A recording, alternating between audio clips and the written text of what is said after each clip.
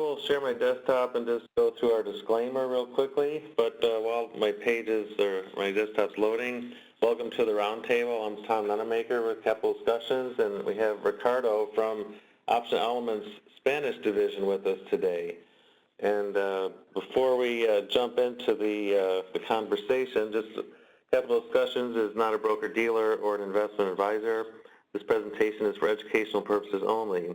We don't know your situation and have no way of knowing what level of risk is appropriate for you. We're not making any specific recommendations. The risk of loss in trading options can be substantial, so please be aware of all of your risks prior to placing any trades. Hypothetical computer simulated trades are believed to be accurately represented. However, actual profit or loss may vary due to market factors such as liquidity, slippage, and commissions. And we have this disclaimer on our webpage at the bottom if you want to read the whole thing. Sorry about that, I had to close the door. Our parrot's making some noise. And I'll turn the presenter over to you. While I'm doing that, just a little bit about you. I've known Ricardo for a few years, and he's a good friend. He grew up in London and spent the last, 20-plus years in Madrid. So his native language is actually English, but he's perfectly fluent in Spanish as well. And Ricardo, maybe you want to explain a little bit more about yourself before you get started. Yeah, I will do. The only thing is I want to try just to share my screen. Where is this? Good. Share my desktop monitor too. Right, okay, got it. All right, Tom, thanks a lot. Yeah, as Tom says, I'm actually in Madrid. It's 20 to 11 at night here. I suppose the rest of you, or the majority of you all are in the States. Anyway, I've been trading options now on a professional level for a few years.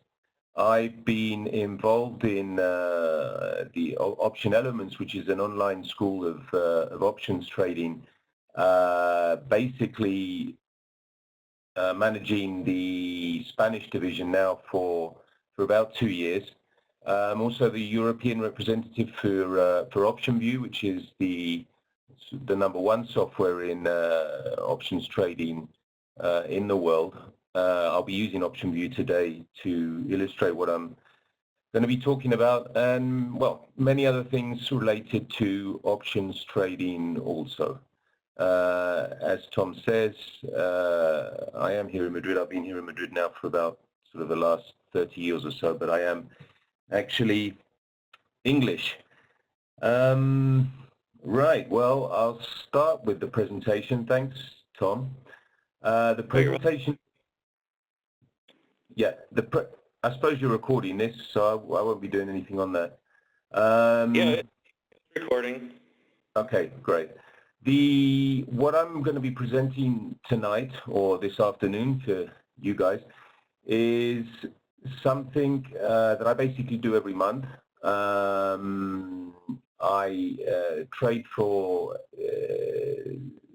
or earn income on options, basically being a net seller of the extrinsic time value of options, and therefore theta is important. Well, of course, all the Greeks are important, but basically we're long theta and nearly always short Vega, and I'll be explaining a bit more about this right now on the presentation. It's all about scaling in, and you'll see exactly why the title of the presentation today. But I'm going to go a bit deeper into actually what I do and show you all an example of the importance that it is when going into monthly trades, short Vega, to your best bet really is to scale in.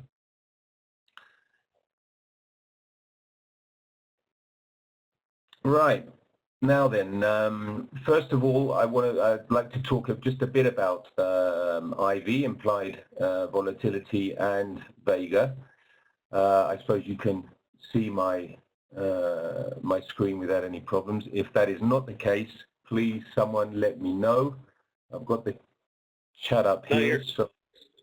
Yeah, you're fine. We can see You might want to maximize the slide though, just so it's full screen. Yeah, but if I do that, okay, I'll do that. The thing is that I can't, if I do that, Tom, I can't bring in option view to sort of illustrate what I'm doing and things, you know. Okay. I mean, can you not see this? Can you not see the wording on this slide that well? Yeah, it's fine. It's okay. Okay. Yeah, I know it's not that professional, but I need to bring other things onto the screen as well. Ray, thank you for that. You're fine in Houston. Thank you. Right, implied volatility. Implied volatility is really like an elastic band. In the end, what happens to implied volatility is that it reverts back to the mean. I'm going to bring up now my option view software. We're going to go to the VXN. The VXN is the index which follows the implied volatility of the NASDAQ options. For your information, I mean 90% of what I trade every month is NDX, is NASDAQ. You could say that I'm a real specialist on the NDX index, and therefore what is very important to me always is the VXN, which is the index of implied volatility that follows the NDX option. So let's have a look at the graph of NDX, and you'll see that it's not like other graphs like financial markets like the euro, dollar, or Google, or Apple, or the NDX itself, or raw materials. It's a lateral graph. It's always lateral. It goes up. I mean, it sometimes goes up further than other points, but it always comes down. What we don't know about is when it's actually going to come down, but it always comes down. It always goes back. It never goes to zero. I think this was the lowest historical level we've had back in July. It got down to this level here, which did a low that day of 1135. I don't think it's really been lower than this level.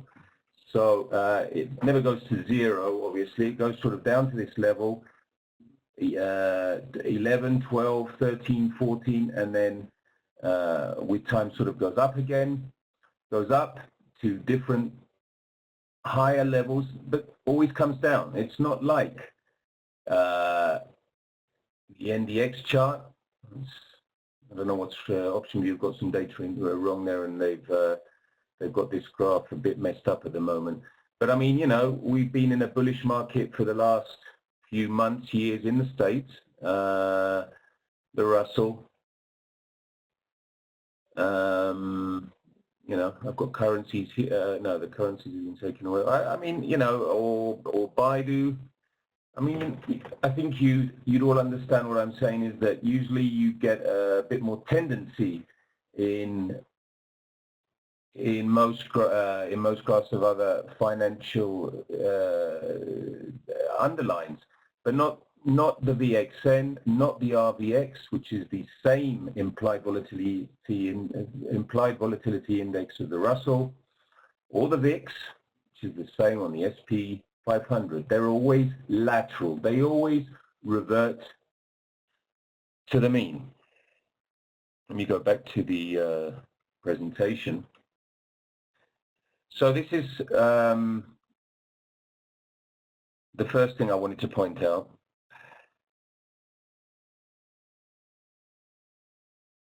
The second point with the price graphs, which we've just seen, and then Vega, time value. Vega, it's the Greek of the options, which measures the sensitivity of that option to changes in implied volatility.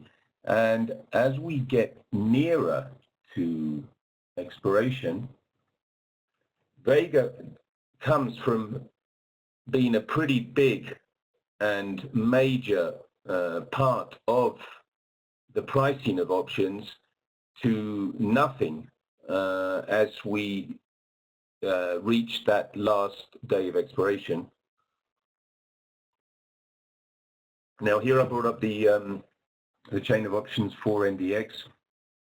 There we've got the different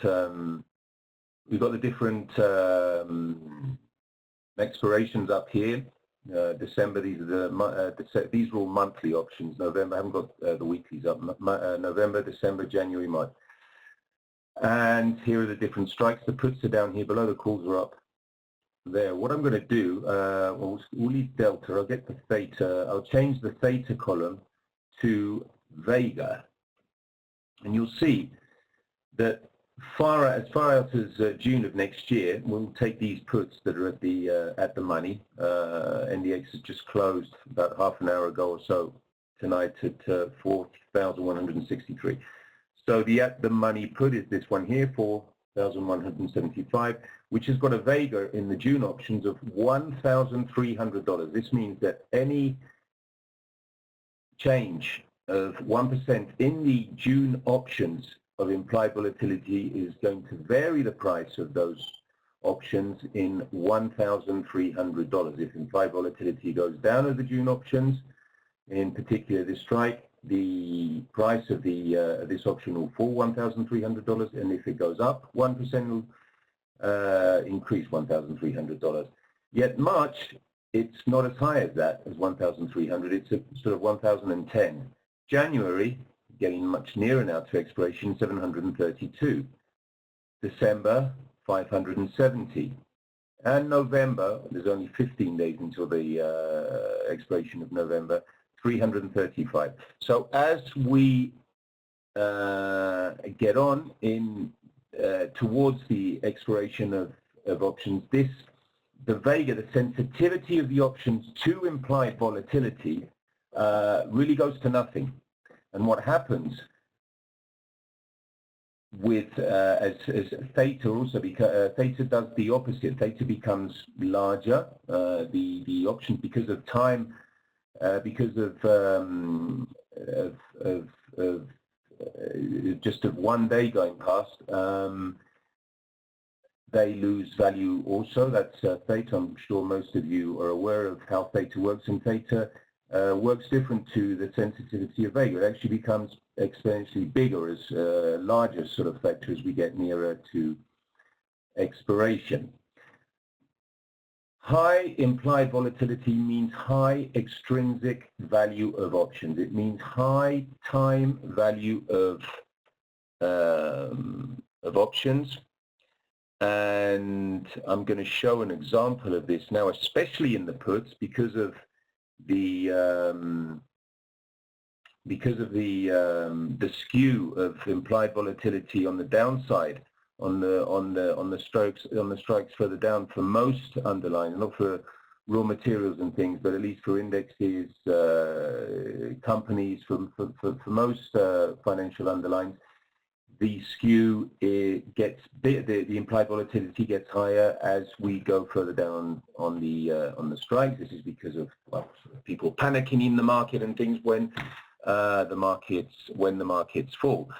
So we can actually see these inflated prices much more in the puts as markets go down and as the implied volatility goes up. And what I wanted to do was just show you all a recent example. It's very simple. I'm sure most of you know what I'm sort of talking about here.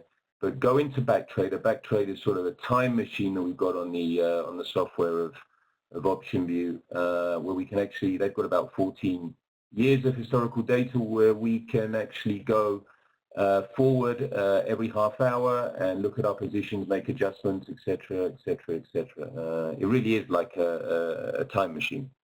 What I was going to do is go back to the 15th, go back to about 20 days, so the 15th of October. The markets were falling quite a lot. Wednesday the 15th.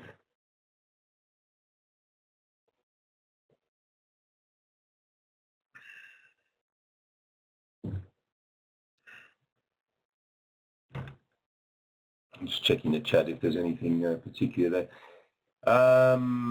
Let's see, December options, Wednesday the 15th, the NDX fell 21 points. Let's have a look at the VXN. Pretty high, over around about 30.28 at that time. This is when the markets were falling. Look at the price chart of NDX, a big fall about 20 days ago. Now, with VXN going up sort of to the 28.30 level, and here the average implied volatility for all the options on all different strikes and expiry dates was 24.6. So if we take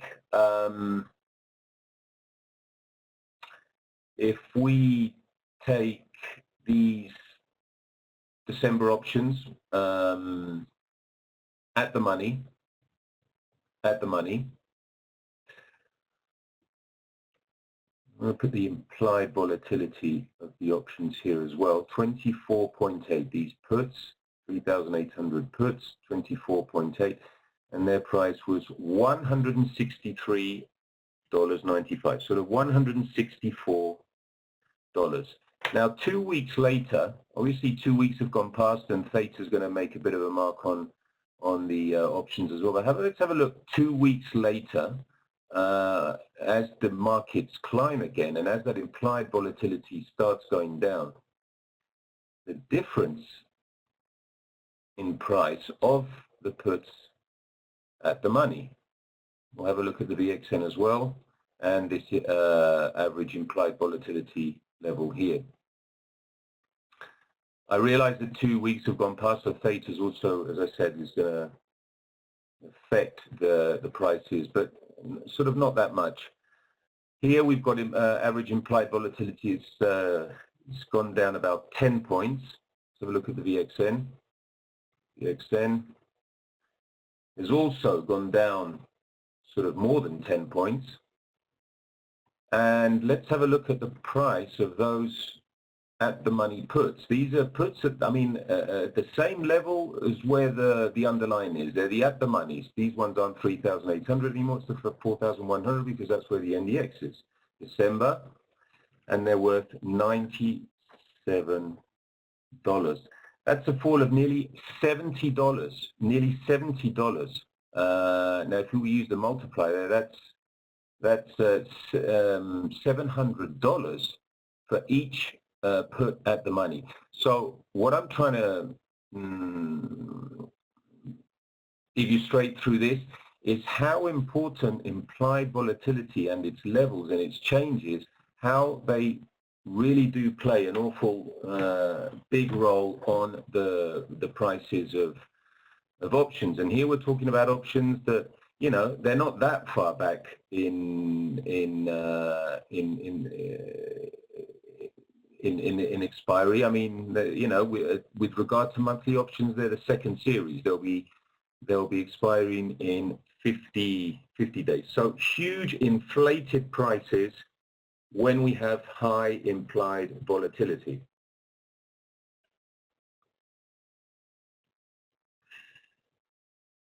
Back to the presentation. So basically, from what I've been explaining here, I have sort of two conclusions. Another thing is as well, I've actually forgot to mention, is that these options, these 4,100 puts and the 3,800 puts that we just saw before when the implied volatility was much higher and they were worth sort of $164, that is all extrinsic value. That's all extrinsic value. I've got a column here also that has a time premium. Where is it? Here it is, time premium, which is basically the theta in the implied volatility.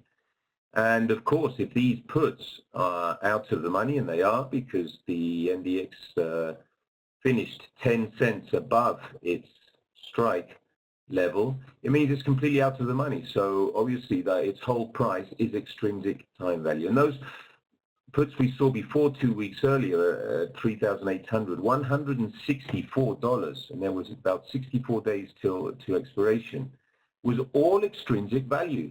All of it was and is, the ones we're looking at now, extrinsic value. They're all, because they're all options that are out of the money.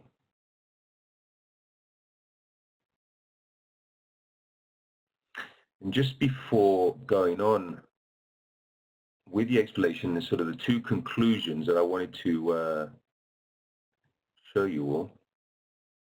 This.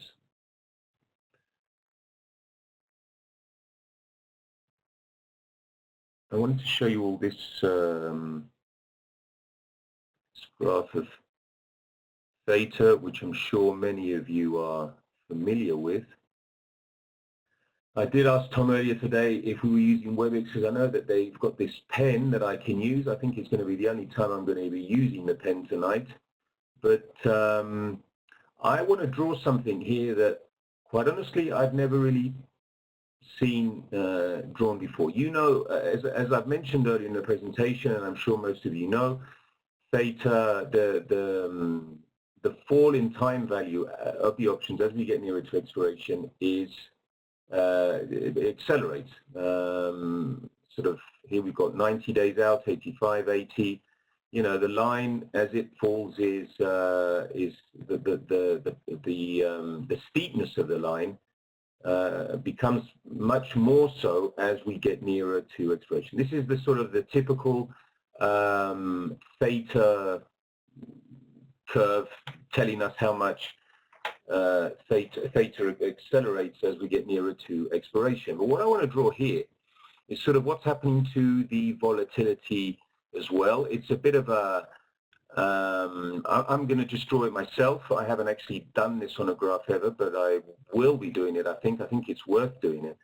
But as the implied volatility goes up and down, up and down, up and down to high levels, and then down to low, and then up high and low and high, and that sort of parallel graph we were looking at before, this is what is sort of happening also to this graph with regard to Vega. Sorry, this is yellow on a white background, but I'm sure you can see it.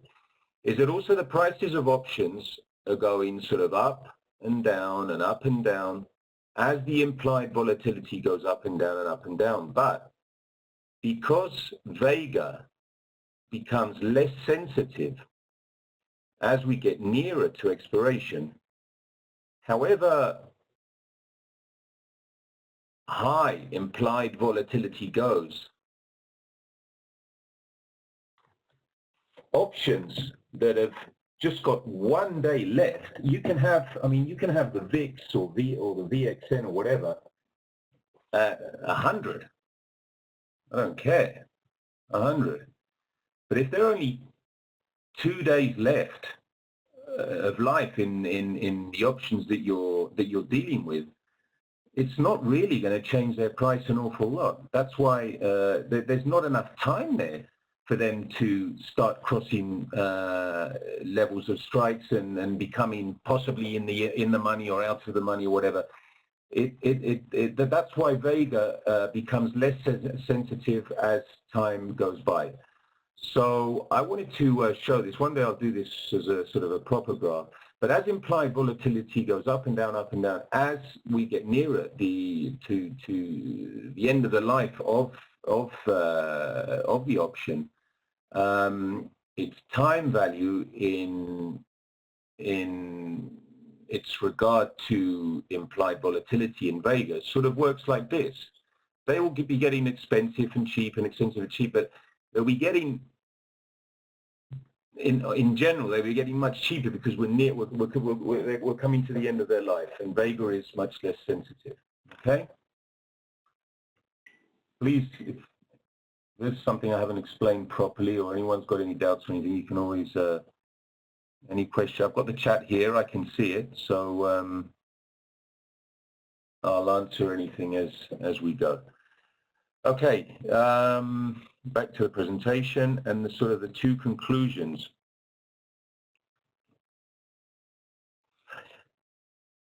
That bring me to my monthly trades. Sort of two things that I like to exploit, and that is I like to sell Vega. I like my positions to be short Vega, and obviously at higher levels I know that in time they will definitely go down, unlike selling any other underlying. I know that in the end that time value, the implied volatility, and the fact that it reverts to the mean, it all goes to nothing. So that's why I prefer being short volatility on my trades. And the second thing is, well, I've really just sort of mentioned it now, whether or not it goes up or down, the implied volatility as I'm in that trade, because Vega goes to zero, the only thing it sort of may mean sometimes is that I'm going to be a longer time in my trade because that implied volatility has gone up and I'm going to have to wait a bit more. But basically, these are the sort of the two conclusions that I get from selling Vega, selling implied, being short Vega and selling implied volatility. And I sort of do this every month. Now, the sale of this extrinsic time value and my preference to short Vega trades, because of the two factors mentioned above, sort of all the strategies, nearly all the strategies I do are short Vega strategies. As I said, I know that when implied volatility increases, this goes against me, but it goes against me temporarily, momentarily. But I also know that in time, this is going to revert back to zero. The thing is, I don't know exactly when. Sometimes implied volatility can stay high for quite a while. But what I do know is that as we get nearer to expiration, those short options are going to be less and less sensitive to the implied volatility anyway. Hence the graph that I sort of just draw a few minutes ago. This time value must also go to zero as time passes. However, if implied volatility does increase, it may mean more time in the positions. There's another thing also with trades that are so fixed or so rigged on selling implied volatility, is that as we've seen, Vega is big further out. So I like starting my trades about 50 or 60 days out. And when I do this, it means that they are less, so as they are sensitive to implied volatility into Vega, they are less sensitive to price movement, because options that are sort of 50, 60 days out have a gamma which is really not very big at all. That means that any sort of big movements in the underlying is really not going to be upsetting my position and my deltas too much. Obviously, if the moves are absolutely huge, well then they will. But in the end, gamma, which is the acceleration of is the rate of change of delta, is pretty low on those options so far out. So being farther out from expiration, our trades are actually affected much less by price movement in the underlying.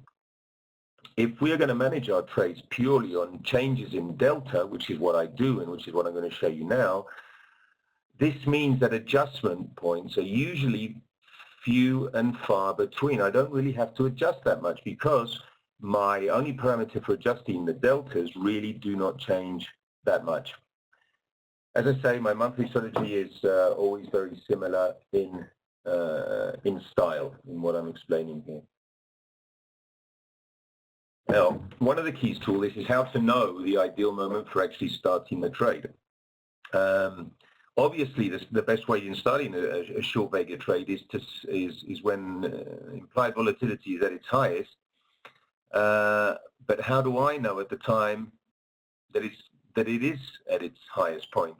How can we know that the implied volatility level when we start the trade won't be surpassed in the next few days? We don't.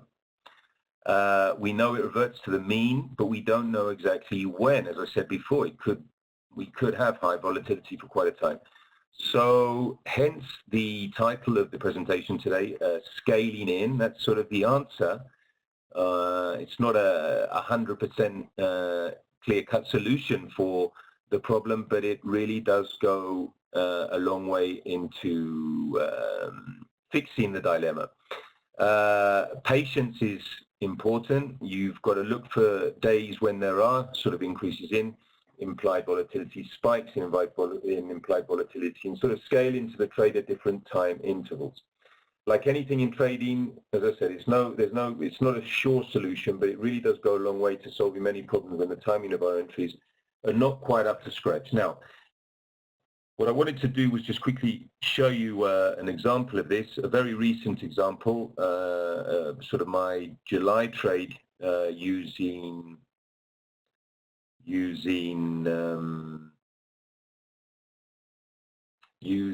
August options. Now what I'm going to do is use BackTrader again, go back to the 1st of July.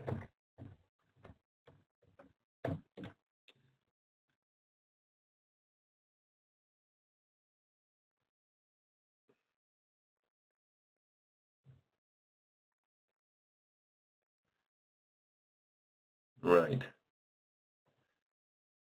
Now, hang on. That's good.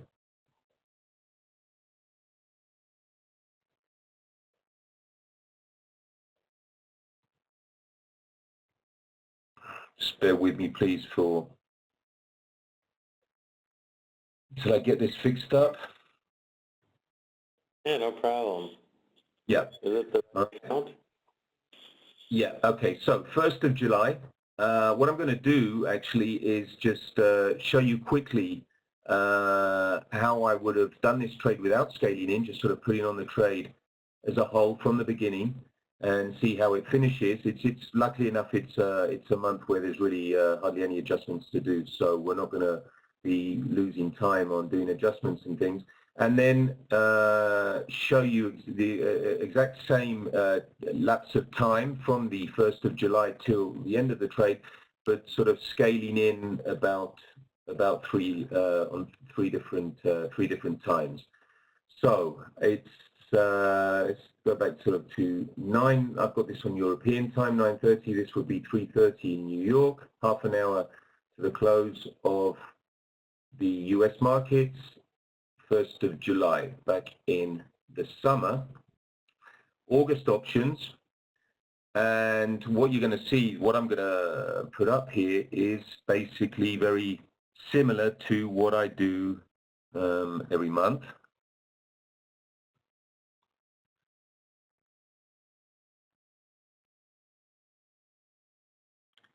Which is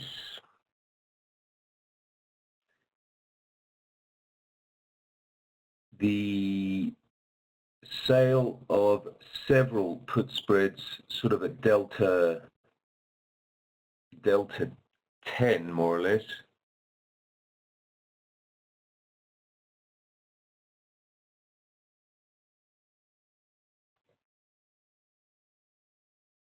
Delta 10, Delta 12, more or less 9 of them, so I'd sell 9 put spreads here.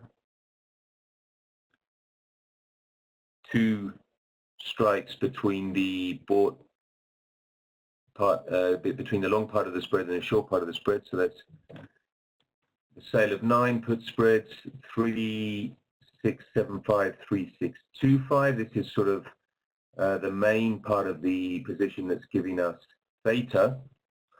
Then the purchase of a put spread sort of to protect us a bit on sort of big market falls here, just a bit out of the money, sort of 1 strike out of the money, and just 1 strike between, just a put spread of one strike or 25 points. I only deal with sort of intervals of 25 points on the strikes of NDX, and then basically I sell sort of however many calls, so as I do start off delta 0 on the position. So for this, with 22 deltas up now, I need to sell something which is sort of 11 deltas.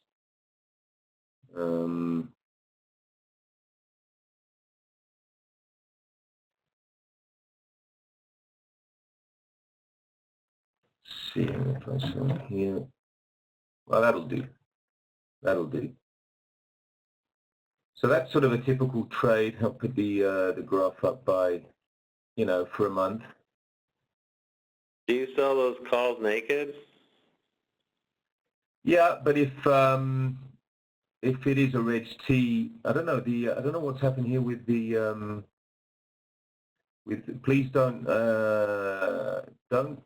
bear in mind these these net requirements and gross requirements on guarantees, because obviously I haven't configured this. Oh no, I'm sorry, I'm in the wrong. Hang on. Let's go into the test account, okay? Because that other account was a Reg T.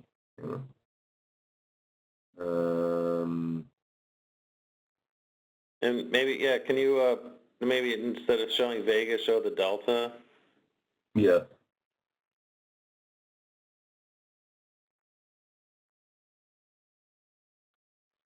Thing is, it shouldn't be taking up so many guarantees. I don't know why.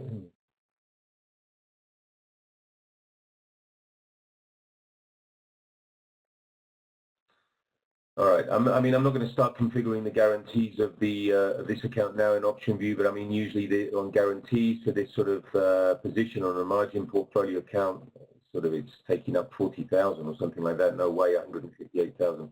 As you've asked, Tom, yeah, if you've got a Reg T, I mean, I would have thought this position you could quite easily do on a Reg, on a sort of a $50,000 account Reg T. You wouldn't really be able to sell those puts naked. So what you'd have to do is sell them as spreads. Either sell 3 spreads or, I mean, whatever, just more or less to start the position of as delta, 0 deltas. Okay, so average IV, let's just follow the average IV of the position. It's at 10.1. 1st of July, the NDX is at 3,897. Just write that down. And more or less, I mean, for this sort of trade, I'd sort of be looking to adjust at about 30 deltas, either 30 deltas positive or negative. It wouldn't really matter. Obviously, if the market's falling and you've got 30 positive deltas, your profit and loss is going to be much worse than when the market's going up, because of the implied volatility is going up, and those well, all the options, not just the puts but the calls as well, are all going up in value because of the increased implied volatility. But as I said before, the only parameter I'm going to take into account for adjusting this position is deltas, more or less 30, 31, 32. Sort of something like that. So anyway, starting off at 3,897, IV is at 10.1. Right, so I'll convert the trade, and we'll quickly just go through this day by day. Or I may go sort of 2 days in advance as well, because anyway, well, hardly moved at all. Our theta is 114. Oh, sorry, I didn't go through the Greeks. Vega. So Vega, very important here, minus 1,000 Vega, because we got the full position on. So we are very, very sensitive here to Vega. This is one of, again, one of the keys in scaling in, is because our sensitivity to Vega is so important. Delta more or less 0, and gamma is 0.61. Anyway, 1 day's gone by, hardly moved. Okay, we'll keep going. The average IV has fallen a bit. Basically, that's why we've got those gains, I think. 3rd of July, we were up 22 points. Okay, our deltas have got a bit negative, and we're about 250 down.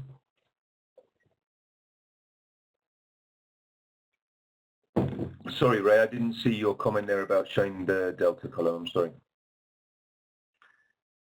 Monday the 7th, down 14 points. Okay, we're all right. Basically, as I said, it's the deltas that we're going to be looking at. The average IV's sort of gone up a bit.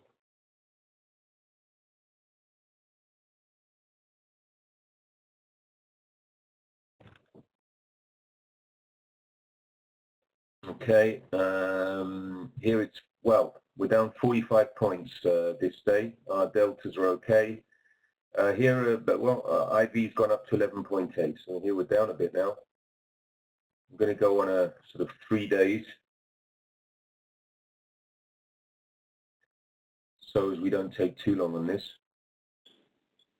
NDX is back at 3,902. It's more or less where we started off. We're not really going anywhere, because sort of implied volatility is up nearly 2 points.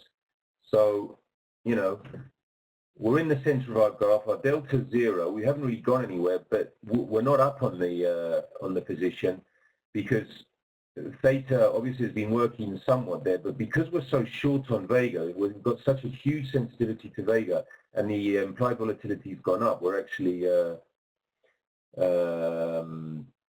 sort of at 0 at the position. Okay, 15th of July. Again, you know, we're only 12 points above 3,900, but look at the implied volatility. It's nearly at 13, about 2.5 points up since we started. So obviously this is going against us.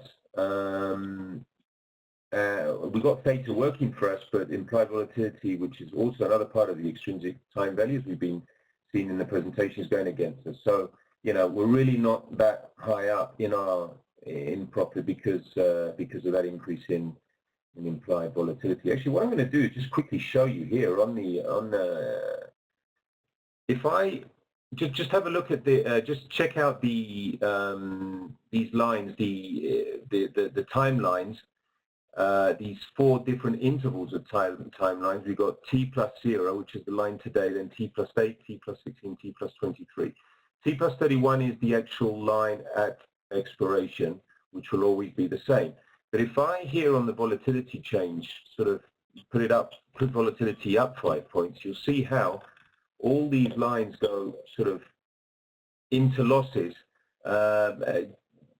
you know, with the underlying being exactly the same price, but that in the extrinsic time value of the options increasing an awful lot because we're net short options. That's going to make us, you know, have temporary losses in the positions. If I put volatility down sort of 5 points, you'll see how all those lines go up and we're making money. Just wanted to quickly, you know, show you that on the software here. All right, we'll continue going sort of to the 18th of July. So not to take too much time on this. 18th of July.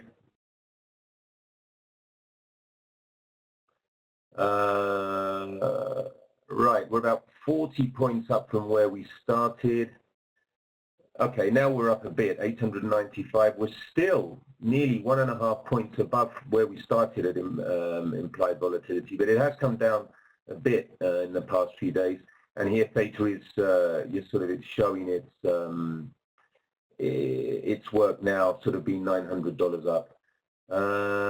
Okay. Usually I'm in these trades, you know, for about 3 weeks or so. I mean, here we can sort of 22nd of July, we're 60 points up. This is the graph. Things are looking much better. Delta minus 30. We could sort of be adjusting. We'll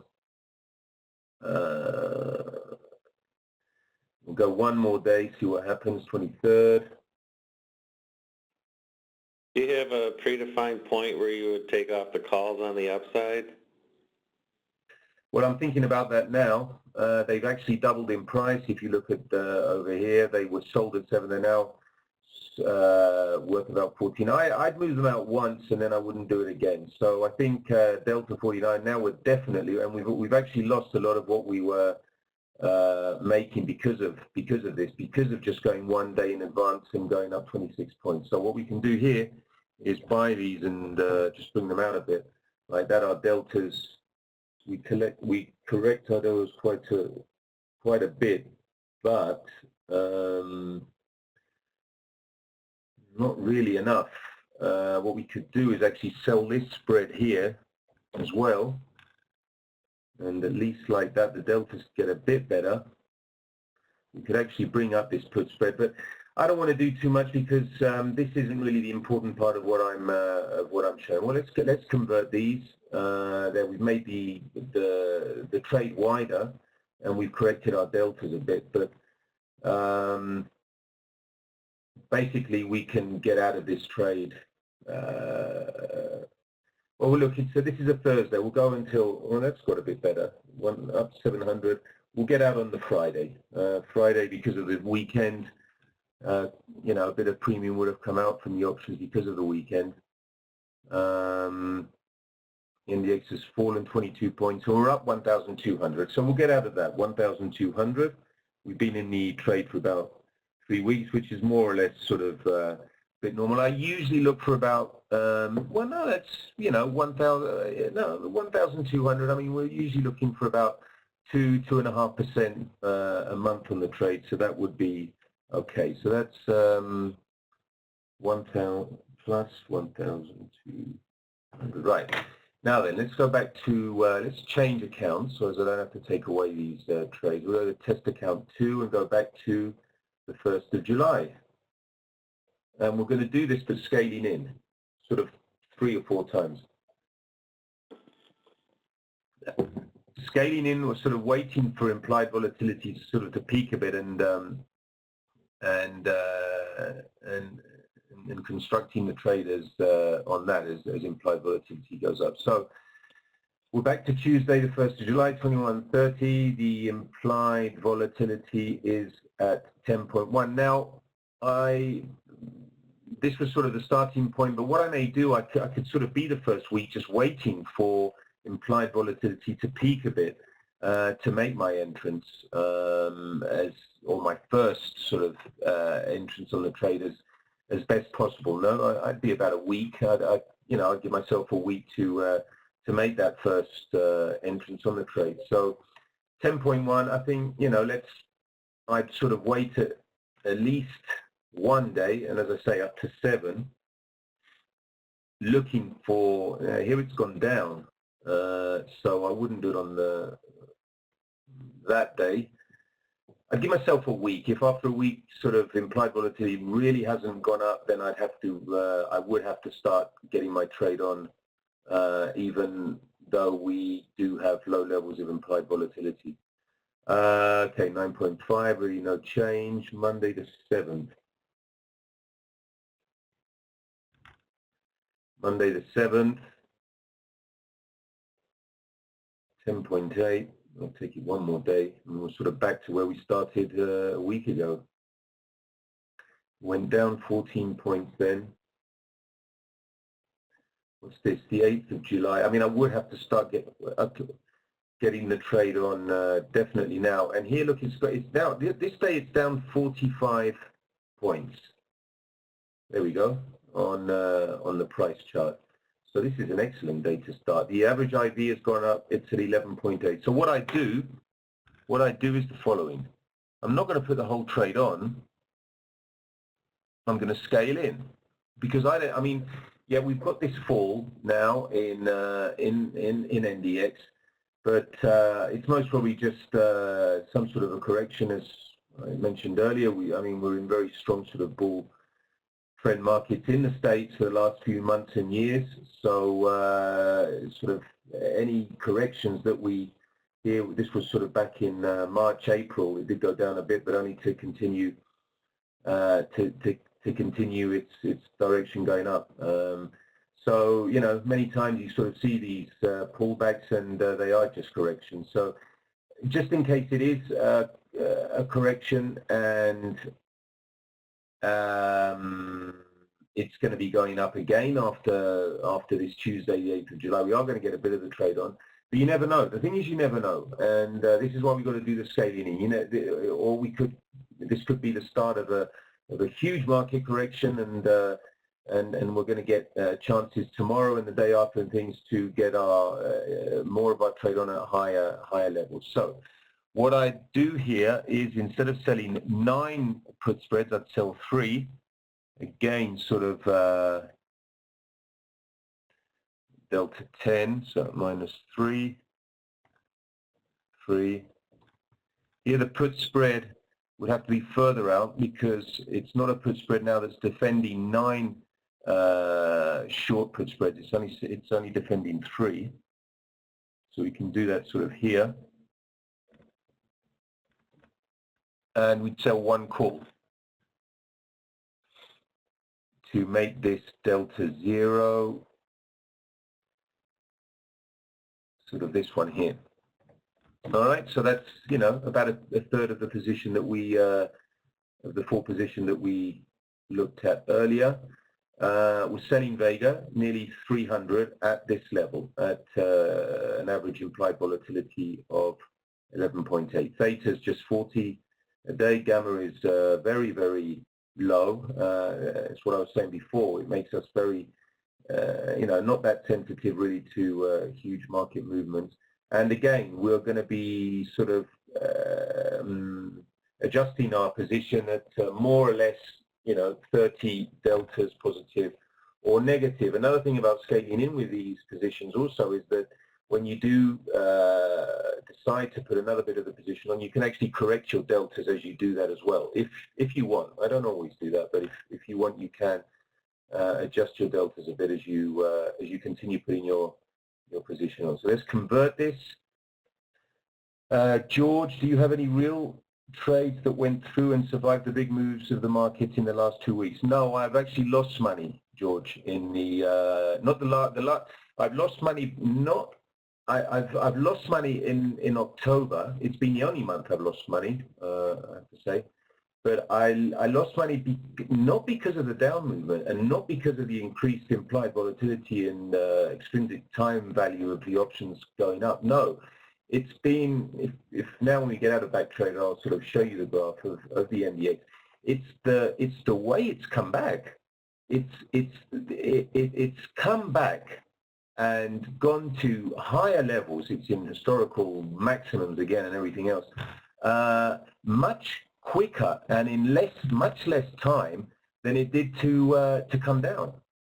And usually markets, they come down much quicker with much bigger moves on a daily basis and things than when they go up. But if you look at the NDX graph and just see how it's come back in the last 2 weeks, it's sort of gone up 14%. It's done sort of a move of gone up 14% in 10 days.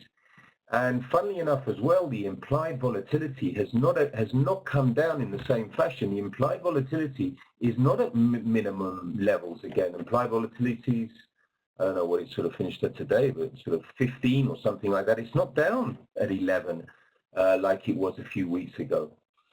So it's the speed of the market coming back.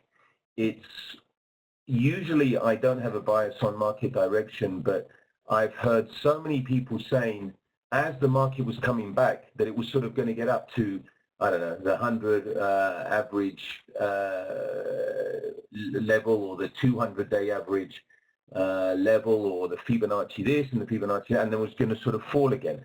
So I was also, I'm not usually influenced by these sort of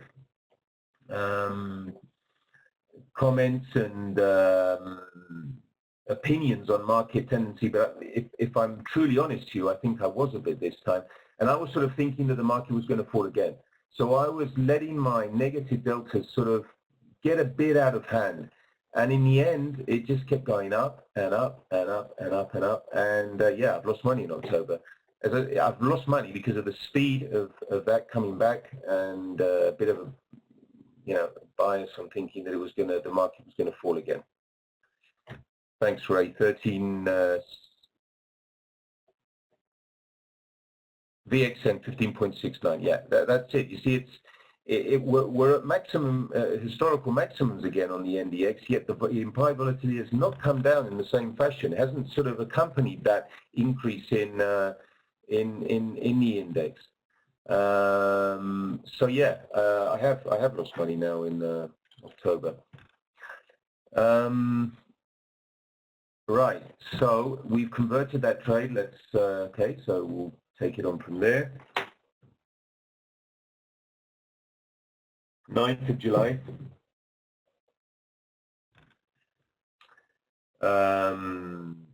Sorry, what was implied volatility the day before? We've gone in an implied volatility at, right, 11.8. Okay, 11.8, and the NDX is at 3863. Okay, right, it's gone, I don't know, three days. Friday the 11th, implied volatility is more or less the same, the market's gone up a bit since we got in, but the implied volatility has really not fallen. We're sort of at zero. Okay, Monday, 14th of July. Here I can't sort of go 3 days in advance and things because we're looking to put on the next part of the trade when implied, really looking for implied volatility to sort of to go up again. It is up a bit here. What are we, delta rate? Well, I think we can continue a bit. Thing is, if you, quite honestly, if you time the selling of implied volatility well, you can just make so much money. You can make so much money. You don't really have to be in the market that long. You know, that is the main driver of the options prices, especially when they're sort of more than 30 days out to expiration. It's just all implied volatility. It's all time premium of implied volatility and Vega. Anyway, right, we're still up from where we started. Okay, right, implied volatility, we're up to 12 points. So that's another point increase since we got into this. So the deltas are all right. We can add to this. We can let's see. We can. Now, what's happened here is that the deltas of these puts are, because the market's gone up, even though the implied volatility, this is weird because the market's gone up and the implied volatility has also gone up. That sometimes happens when the levels of implied volatility are low.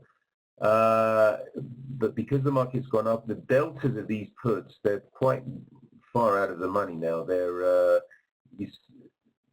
the color of the rows marks the one standard deviation with a pink background, the strikes or the lines with the green background are 2 standard deviations, and anything white is 3 standard deviations out or more. So these puts are really quite a bit out of, far out of the money. So we can actually buy these. Well, what we'll do is we want 6 put spreads now, but we're going to bring the strikes up a bit as well. So we're going to sell 6 here. We're going to have to buy 9 here, because we're buying back those 3 already and buying another 6 to cover the 6 that we sold on 3,700, and sell these ones here. We're going to have to bring this put spread that we're long. We have to sell that and bring it in a bit. Yeah, sell this and bring this in further to the money to give us more protection on the downside, because there are more put spreads there to protect now. We can do this here, sort of like the position we did before where we weren't scaling. We're sort of 1 strike out of the money. And here on the calls, what are we, 4 delta? We were -5, weren't we, I think? Let's see, what was the existing position? Existing position -5. So go back to -5 again. Especially when implied volatility is high, it's not a bad idea to be a bit sort of negative in delta. The only thing is with the market indexes, in the past, because they're so strong and they're so bullish, most of the time you're going to be when you do lose on trades, or the part of a trade where you're losing is usually because of the short calls. So we can sell this call, which is a 9 delta. We're back to more or less -5. So we're expecting, we're maintaining the deltas as they were. We're just adding to the position, sort of the second scaling that we're doing. So I'll convert that. This is the new position, and we'll continue. 16th of July.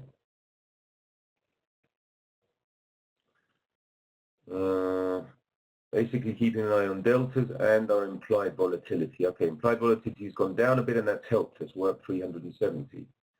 Thursday the 17th.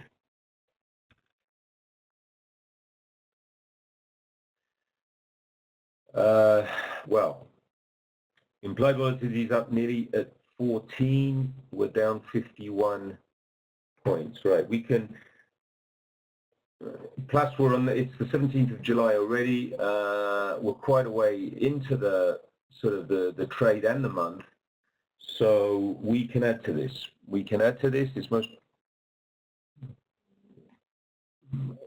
sort of, for me, a full position is 9 put spreads sold down here. So let's see what we can do. Right, because the market's fallen, these deltas have gone up. So what we can do is we're going to sort of buy these back, and we're going to sell 9 at delta 10, more or less. Yeah. There we go. What would the delta plus 6? So we've got to sell a call to get back to more or less delta plus 6. There we go. Right, that's sort of the third. I'd say we got our full position on now. Let's convert that. We're actually down 152, but you know we're still getting our position on at much higher levels of implied volatility. This implied volatility has just got to go down a bit, and it's going to make a big difference on our profit and loss for the trade. Quite honestly, with regard to where we are, since we started, we got in at written it down here, 3,863. It's actually 16 points above from where we started. Yet implied volatility is up much more. Right, go on to the 18th.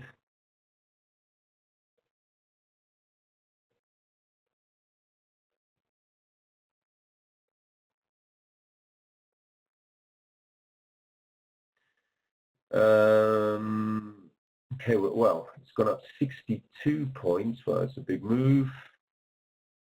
The only thing is our put spreads, again, they're getting a bit out of money. We can bring these put spreads up without changing our deltas too much.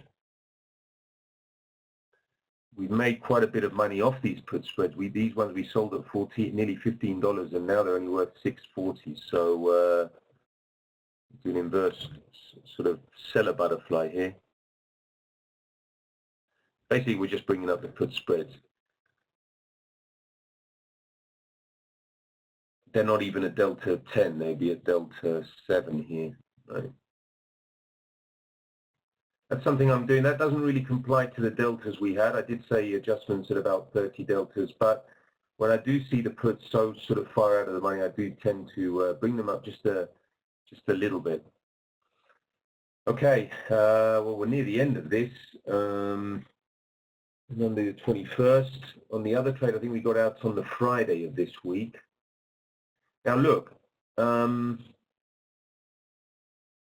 up 2, but the implied volatility has gone down. It's gone down at least 2 points since that sort of the third entrance that we've done, and we're up $1,200 suddenly. This is the power of changes in implied volatility when you are sort of so sensitive to Vega. That's why it's so important to scale in. Anyway, Tuesday the 22nd, we're near the end. Tuesday the 22nd. Ray, do you ever change the lots of your one lot put gear, or just reposition? No, I change the lots as well. I do different things with the put spreads. Also, it depends on what the market's doing, what's happening with the implied volatility, and how much of the position sort of I've got on. But yes, I do change the lots. Again, these put spreads are getting sort of way out of the money as this as the index continues. Look at the price chart. It's just continuing going up again. And implied volatility is the 11.6. It's still the 1st of July is at 10.1, wasn't it? Yeah. So we're still sort of 1.5 points above that. But when we actually got into the market on this trade, which was the 8th of July, it was the 11.8. So at the moment, we're nearly at the same level of implied volatility as when we got in on the 8th of July. It's down sort of 0.2. that with what Theta's been doing, we're actually up 1,413. Let's go we'll go until the Friday, Wednesday the 23rd of July. So we'll finish on the same day that we finish the other trade. Right, up 26. Wow, that's a pretty big move. The deltas are getting a bit out of hand. So,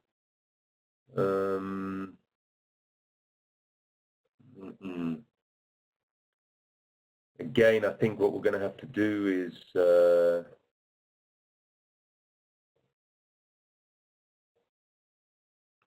well, these calls haven't actually. What we can do is just bring up the put spreads again, because they are getting quite way out of the money. And possibly take off this put spread here. Protection. We're going to only be in the trade another 2 days, so. All right, well, we've corrected our deltas a bit. I mean, we could sort of take these calls out, but I mean, well, let's go. I mean, we're going to get out by Friday anyway, so Thursday the 24th. Implied volatilities continued going down. I think we haven't really progressed in the position with regard to profit because of the deltas. Okay, here the NDX has fallen 4 points. Implied volatility is 11.1, but we're up nearly $1,800. Let's go to the Friday. We got out on the other trade. We got out on the Friday at 9:30, and we were up $1,200, and here we're up $2,147. So basically, we've actually been in the trade on the trade where we've actually scaled in. We've been in the trade 7 days less than the other. So we've had an exposure to the market 7 days less than the trade which we got on as a whole from the start. We've been in this trade from the 8th of July to the 25th, sort of 19 days, and that's actually a perfect place to stop. I mean, we've got our position right in the middle of the graph, nearly delta zero, up 2,142. And the funny thing is that implied volatility is really only down 0.3 points from when we started. It was 11.8 on the 8th of July.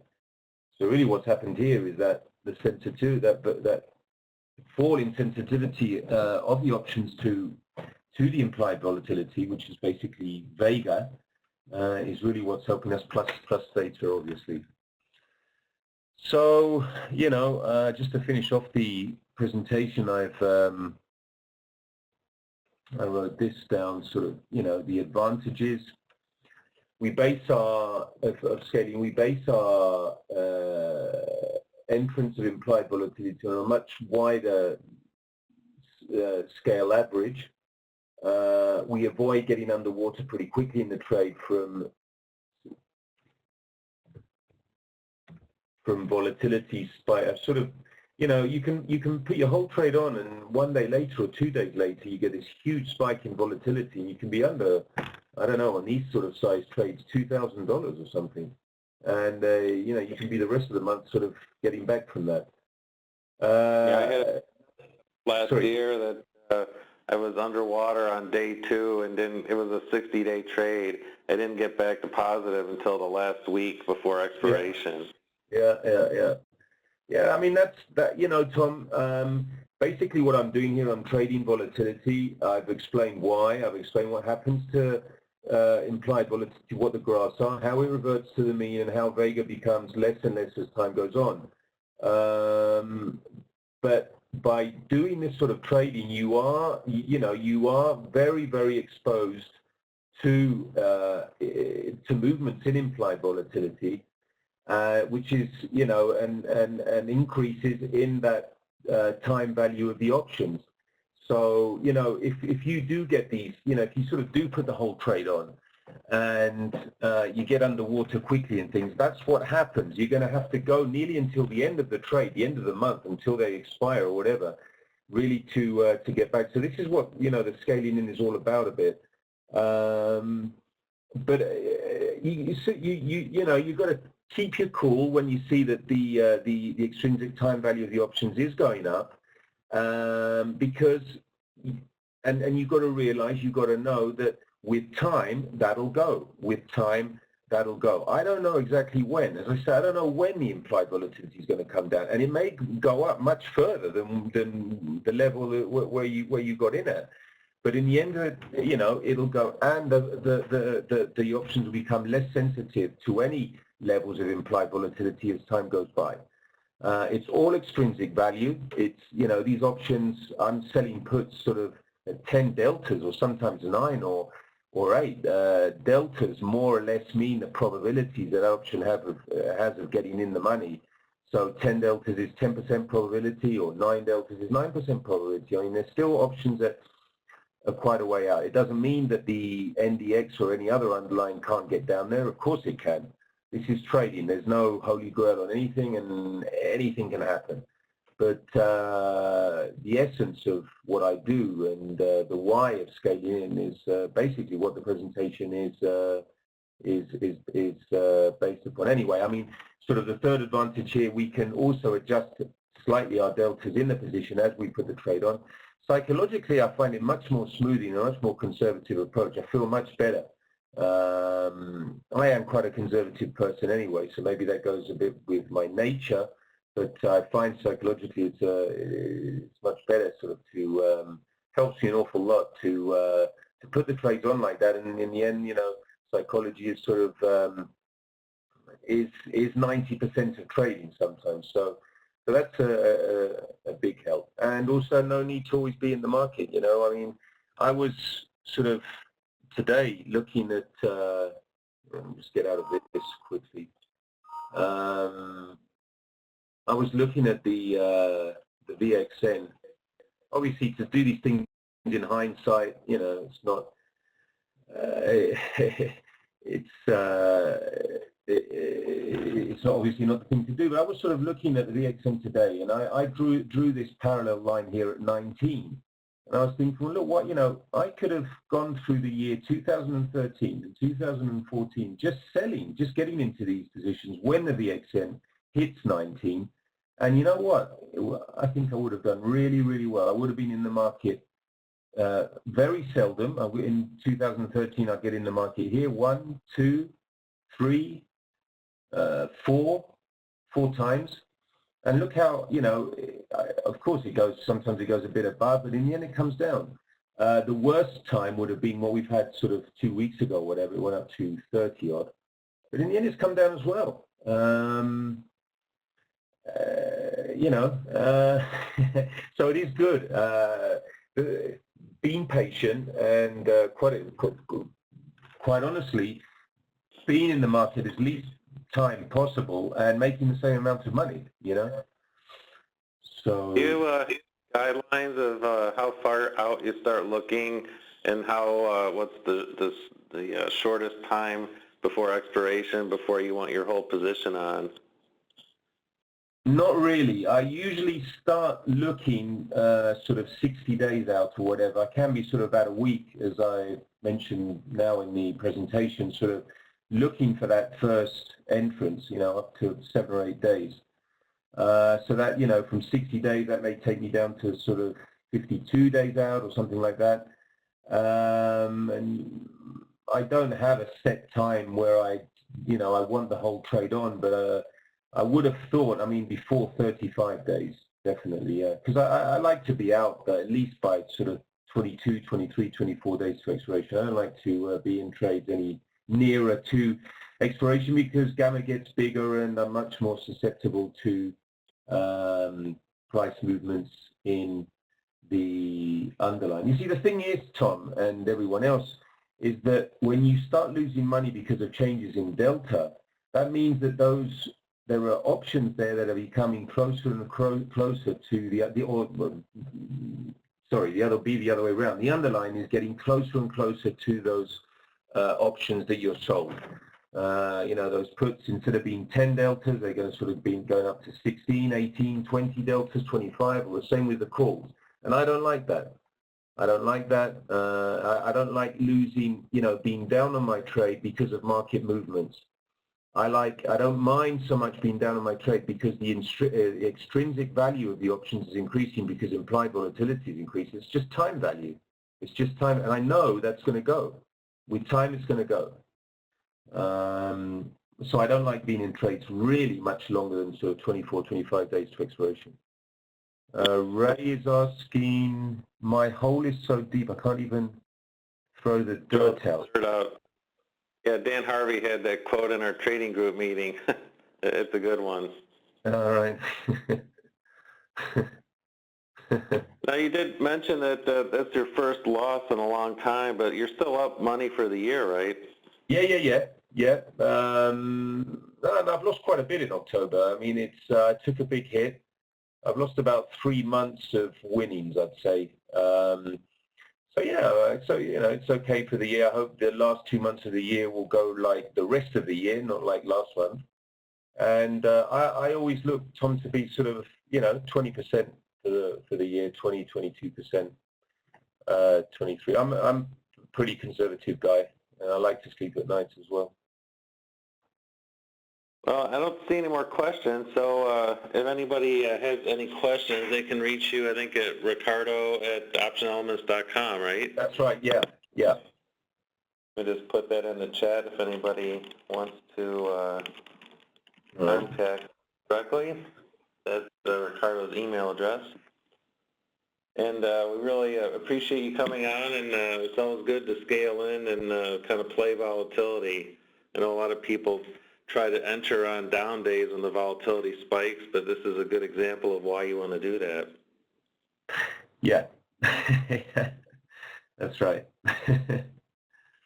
Okay, well, I know it's getting late where you are, 'cause it's late where I am, and we're in the same time zone. So thanks again, Ricardo, and thank you. have you in the future. Okay, great. Thank you, Tom, and thank you, everyone else. Thanks, everyone. Cheers. Bye-bye.